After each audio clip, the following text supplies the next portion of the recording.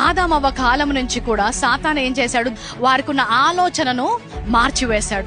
ఆదామవ్వతో మీరు దేవునిలాగా లేరు అంటే దేవుని గురించి ఒక తప్పుడు అభిప్రాయము వారి మనస్సులో ఆయన కలగజేశాడు. అప్పటి వరకు కూడా వారు దేవునితో సంబంధం కలిగి ఉండేవారు. ఆ మాట విన్న తరువాత దేవుడు మాకు ఇంకా ఏదో ఇవ్వలేదు, దేవుడు మా కోసం మంచి చేసే దేవుడు కాదు అనే ఒక ఆలోచనతో వారు ఆ పండు తినడం జరిగింది. దేవుడు అంటే భయంకరుడు, దేవుడు అంటే ఉగ్రత గలవాడు, దేవుడు అంటే శపిస్తాడు, దేవుడు అంటే శిక్షిస్తాడు.